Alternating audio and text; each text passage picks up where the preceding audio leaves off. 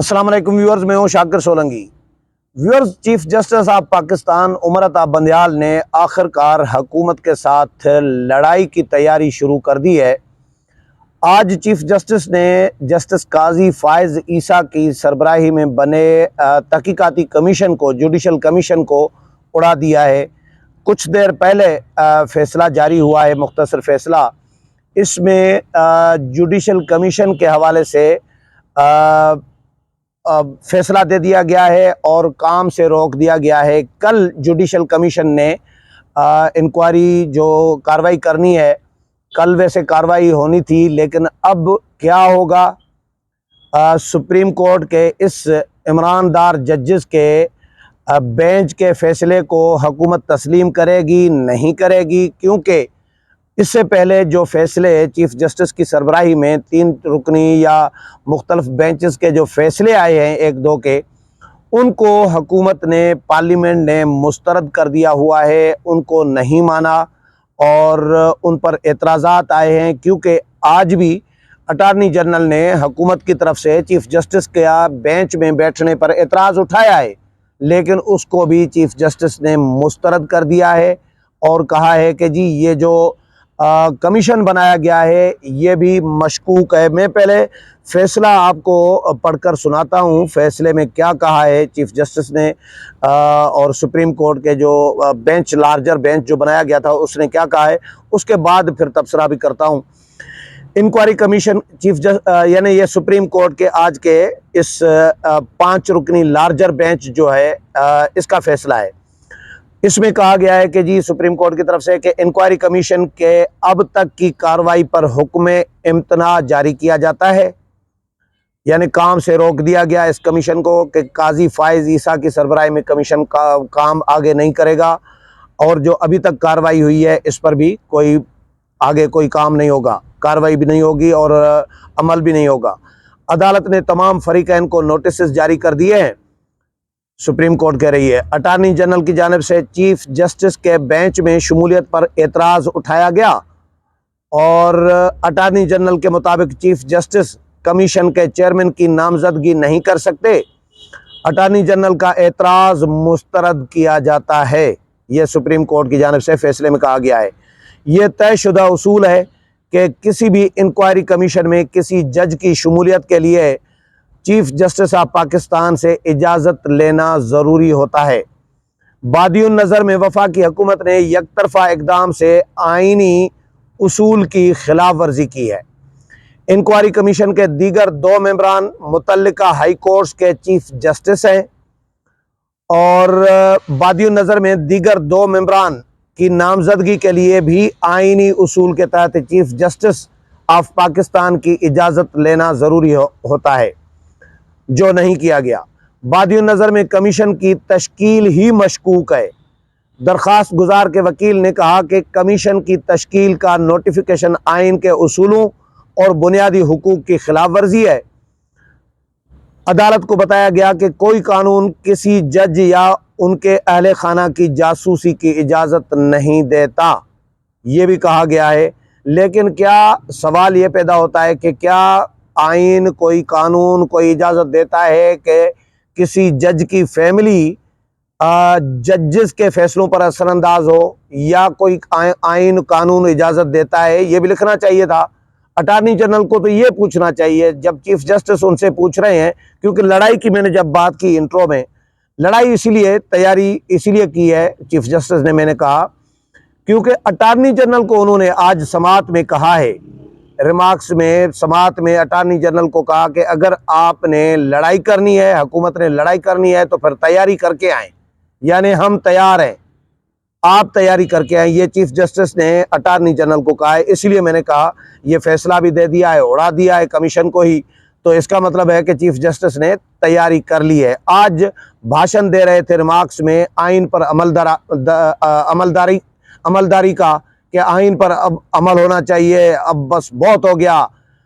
لیکن یہ جو ابھی تک جو کچھ کر رہے تھے معزز ججز صاحبان، عمران دار اور ہم خیال ججز اور ان کی فیملیز جو کچھ کرتی رہیں، جو آڈیو لیکس آئیں، وہ کدھر گئیں بھائی؟ وہ کس کھاتے میں ڈالیں گے؟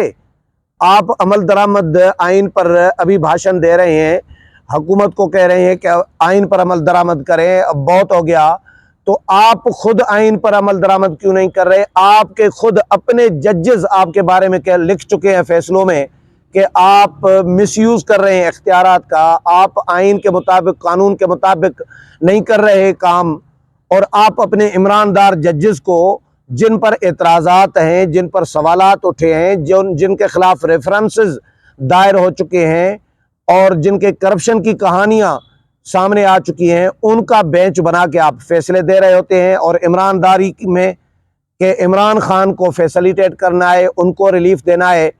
تو جب آپ کے فیصلے یک طرفہ حکومتی موقف کو سننا ہی نہیں ہے، حکومت کو نوٹس جاری نہیں کرنا، اٹارنی جنرل کو نوٹس جاری نہیں کرنا، حکومتی وکلاء کو سنے بغیر یک طرفہ آپ فیصلے دیتے رہے، متنازع فیصلے جن کو پارلیمان بھی مسترد کرتی رہی، آپ کے اپنے ججز جسٹس منصور علی شاہ، جسٹس قاضی فائز عیسیٰ، جسٹس اطہر من اللہ، 3-4 ججز آپ کے خلاف لکھ چکے ہیں۔ کوئی کالے لباس میں سیاستدان قرار دے رہا ہے، کوئی کیا کچھ لکھ رہا ہے، کوئی کہہ رہا ہے کہ بھائی یہ سو موٹو کا اختیار ان لوگوں کے لیے تھا جو لوگ پیسے نہیں دے سکتے، وکیل نہیں کر سکتے، جو بے بس لوگ ہیں، غریب لوگ ہیں، اور جن کی ایکسیس نہیں ہے وکلاء تک، ان کے لیے استعمال۔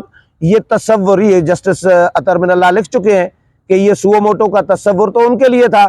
آپ تو فیسلیٹیٹ کر رہے ہیں اپنے پیر و مرشد عمران خان کو، جن کی آپ کی پوری فیملیاں آپ کی عمران خان کے ساتھ کھڑی ہیں، آپ کی بیٹیوں کی، بیگمات کی، ساسو ماں کی یا تو تصاویر آ رہی ہیں یا تو آڈیو لیکس ہو رہی ہیں۔ آپ ان کے حق میں جب فیصلے دیں گے یک طرفہ، وہ بھی ایک ہی سماعت میں، دوسری سماعت بھی نہیں رکھنی، تو پھر ان فیصلوں کی کریڈیبلٹی کیا رہے گی؟ اس وقت آئین پر عمل درآمد کہاں آپ بھول گئے تھے، آج آپ تبلیغ کر رہے ہیں۔ اچھا جی، کسی کی ذاتی بات چیت کو، یہ فیصلے میں کہا گیا ہے کہ کسی کی ذاتی بات چیت کو پبلک کرنا غیر قانونی عمل ہے جس کو انکوائری کمیشن کا حصہ نہیں بنایا جا سکتا۔ درخواست گزار کے مطابق سپریم کورٹ جج ارشد ملک ویڈیو کیس میں آڈیو ویڈیو کی تصدیق کے لیے پیرامیٹرز طے کر چکے ہیں۔ مذکورہ کیس میں تمام آڈیو مبینہ ہیکر کی جانب سے لیک کی گئی ہیں۔ وکیل درخواست گزار نے کہا کہ آرٹیکل 14 ہر فرد کی پرائیویسی اور وقار کی ضمانت دیتا ہے۔ درخواست گزار کے مطابق آرٹیکل 14 کا اطلاق شخصی حقوق کے علاوہ فرد کی گفتگو پر بھی ہوتا ہے۔ درخواست گزار کے مطابق کسی فرد کی جاسوسی یا اس کی گفتگو سننا آئین کی واضح خلاف ورزی ہے۔ عدالت کو بتایا گیا کہ فیئر ٹرائل ایکٹ 2013 محدود پیمانے پر جاسوسی کی اجازت دیتا ہے۔ عدالت کو بتایا گیا کہ فیئر ٹرائل ایکٹ کا اطلاق دہشت گردی جیسے سنگین جرائم پر ہوتا ہے۔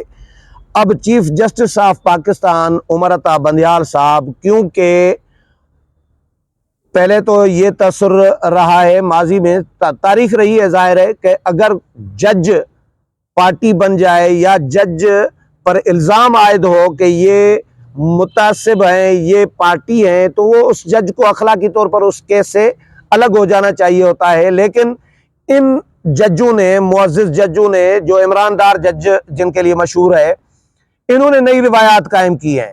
یہ پارلیمان کے قانون سازی کے حق کو تسلیم نہیں کر رہے، پارلیمان قانون سازی کر رہی ہے، اس پر عمل درآمد روک دیتے ہیں کیونکہ ان کے اپنے اختیارات کم ہو رہے ہیں۔ بھائی پارلیمان کو اگر قانون سازی کا اختیار نہیں ہے تو کیا چیف جسٹس کو ہے یا ساسو ماں کو ہے یا کسی اور عمران دار جج کو ہے؟ پارلیمان کو اختیار ہے۔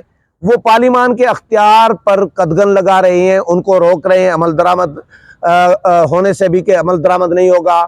انہوں نے پہلی مرتبہ یہ روایات شروع کی ہیں کہ یک طرفہ فیصلے دیتے رہے ہیں، عمران خان کے حق میں دیتے رہے ہیں۔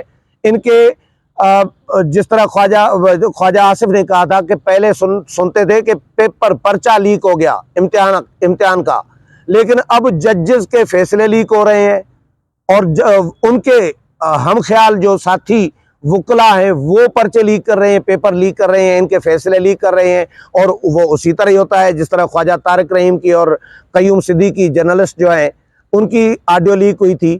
تو اب ان کی انکوائری سے روک رہے ہیں۔ بھائی کیوں؟ یہ تو فیصلہ واضح ہو چکا نا.